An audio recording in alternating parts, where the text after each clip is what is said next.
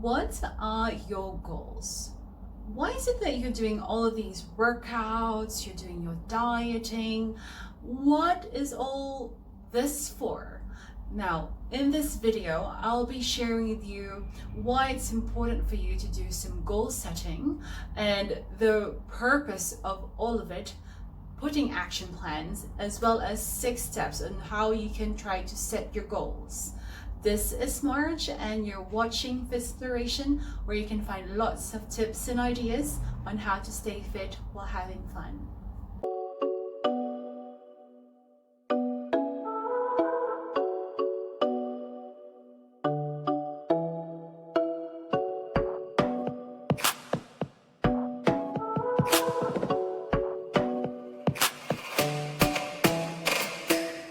Make sure that you stick around and watch till the end of the video, because I've got a tool that you can use to set your health and fitness goals.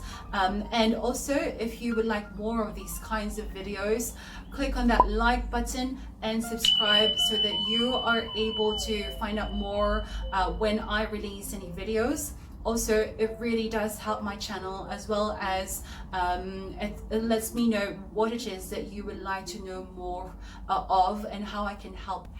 Have you thought about what you would like to be or where you would like to be in 10 years? Do you have a vision of where you would like to be in 5 years? Or have you even thought about what you want to achieve at the end of the day? Now, whether it is your career, your finances, your health, or your relationships, I think it's very important that you do some goal setting, because goal setting will help you direct and so you've got an action plan, so you're able to achieve your dreams and make it into a reality. Now, but what is goal setting? Basically, goal setting is trying to define what it is that you want for your life at a certain period of time, and figuring out an action plan, tiny steps, small steps, and how you can achieve that, and what are the habits and the actions that you need to do every day, every week, during a month, what you need to do, so that at the end of it all, you'll be able to get closer and closer and closer to your goals. In this video, I'll be sharing with you 6 steps on how you can try to set your health and fitness goals. Now, this might apply to health and fitness goals, but at the same time, you can use these steps to try and set goals for your career and finances, as well as your relationships. So don't limit yourself to how you can use these steps. Step number 1. Define your health goals. When you're defining your health goals, it's very important that you look at your core values and your principles and your personality trait. When I'm talking about core values, I mean that those are the principles that are very important for you in your life. They are going to be defining whether you're going to be committed to trying to achieve those health goals. Research has shown that if you have clarity of your personal values, then you will have a higher commitment of setting out work for you to do, no matter how hard they are for you. So when I say that, you can ask yourself next, what are you passionate about? What are you interested in? Because if it's a fleeting interest, what's going to happen when the going gets tough? Step number 2. You need to reflect on whether you want to focus more on the outcome or the process. Now you're thinking, what is the difference? Outcome goal focuses more or values more what it is that you exactly want to achieve. Now the process goal focuses more on, the process that you need to use to achieve your goal. For example, an outcome goal could be that you want to lose 10 kgs by the end of October. Well, the process goal would be that you're going to try and do 5 exercises or 5 30-minute exercises in a week, or that you're trying to lessen the amount of food that you eat in the week to try and lose weight. Now, most people get better results when they focus more on the process rather than the outcome, because process is entirely under your control, and you won't get frustrated that you're not achieving certain results. Step number 3. Consider if your goal is a SMARTY goal. SMARTY stands for specific, measurable, attainable, relevant, time-bound, and inspirational. Last one, inspirational. Specific. S is for specific. What exactly is it that you want to achieve? Write down details. I want the deets of what it is that you would like to achieve. M is for measurable. How can you track that you are on progress with trying to achieve your goal? How will you know if you've succeeded? Measurable. A is for attainable. Now, is your goal realistic given your resources? Now, who's there to keep you accountable? If you don't have anybody to keep you accountable, I will be very, very happy to for you to come and join my community of Fitzplorers. Now, this is a small private group on Facebook, and we share our goals with each other, as well as the steps that we've been doing to try to achieve those goals. It's a very welcoming group that encourages and empowers you to take the steps, however small you can take it. And we always celebrate any small wins and big victories in your journey to achieving your health goals. R is for relevant. Why is this goal meaningful to you? Why are you doing this? T is for time bound, not time out. Now, when are you going to start trying to achieve that goal? And you need to set yourself a deadline, whether it be for the week, for the month, for the quarter, for the year. In 5 years' time, you need to set time-bound goals. Last but not least, I for inspirational. Now, when you achieve this goal, is there anybody else that's going to benefit from you achieving this goal? And when you do achieve it, is there anybody else that's going to be inspired by you? Because it's very important that this is not just all about you, but all the people that's around you as well.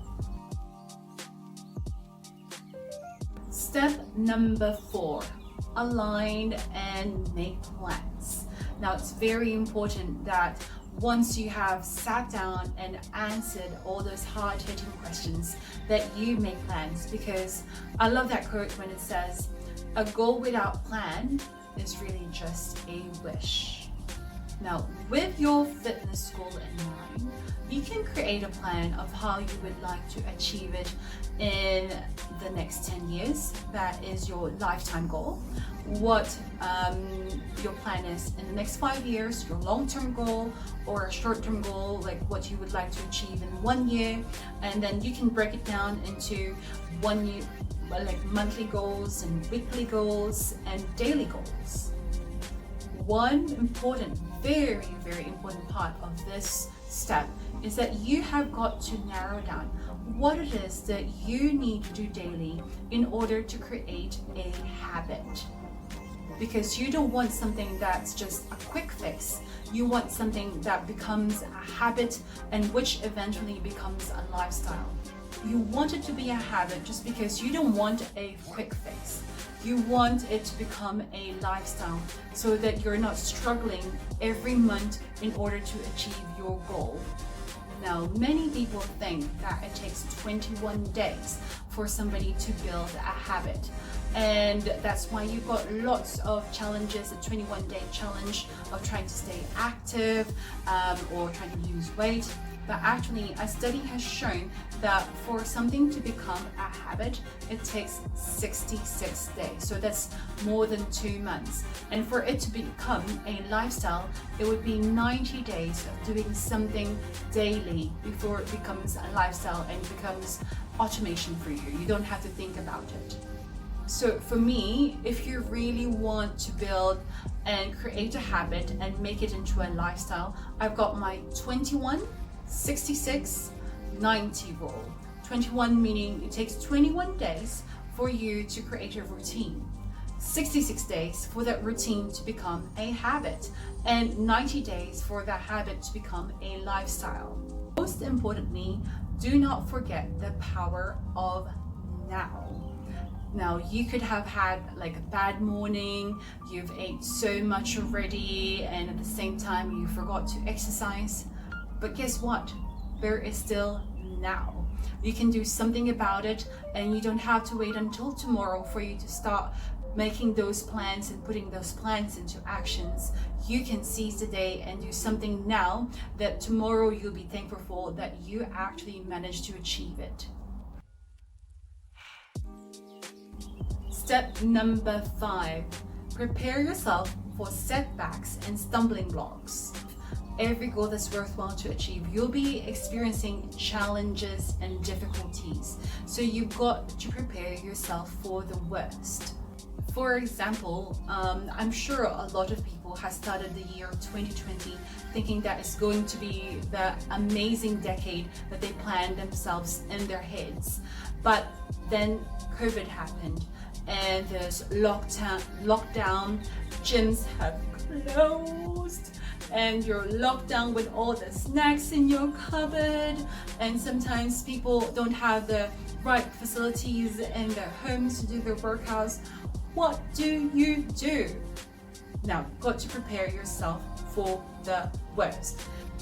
Now, look at what resources and skills you have within your hands. Now, when I say resources, it could be the equipment that you have around your house for working out, the people that you have around you that can keep you accountable, or you can try to surround yourself with people with the same mission as you.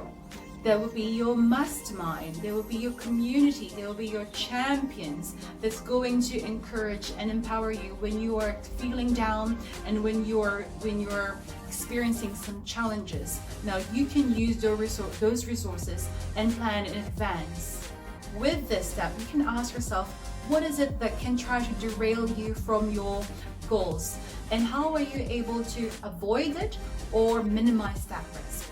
And another thing you've got to think is, when you're feeling down, what is it that you can try to tell yourself? Because sometimes, even though you surround yourself with people on the same mission, sometimes you have to be your own cheerleader. What can you put around you to remind you that you're able to achieve this, that you shouldn't give up, that you should be persistent and endure it? If you encountered a setback, now think of a setback as a setup for a comeback. That stumbling block, you can use it as a stepping stone for you to achieve your goal. You failed at something, perfect. Now you've figured out a way not to achieve your goal. So you're going to try and learn from those mistakes. You can also try to listen to an encouraging podcast. You can pray, you can read, whatever it is. Think of ways that you can try to encourage yourself when you're experiencing a setback or a stumbling block. The 6th step for goal setting is to make sure that you have got your goal visible for you to be able to remind yourself. Put it on your timetable, put an alarm on your clock. Make sure that you have got yourself timetabled into your day, because you matter. Now, with your health and fitness goal setting, I've got a free tool that you can use and download so that you're able to answer those questions and write it down and have a concrete plan on how you're able to make your dream into a reality. And with this, you can download it and also share that link to your friends and your family, because really, the more people try to join you in this journey, the more you're going to be committed, as well as you're going to influence and encourage each other in your journey. I hope that you found this video very useful, and if you did, why don't you share it with your friends and your families, or your gym buddies, or your neighbors, or your dog.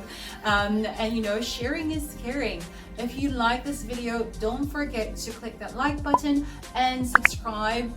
It really does support my channel and lets me know what it is that you would like to hear more about, as well as if you have any problems with anything with fitness and health goal setting, do comment below or try to contact me through my blog. I'll be very happy to help. I hope that you've enjoyed this, and I'll see you soon.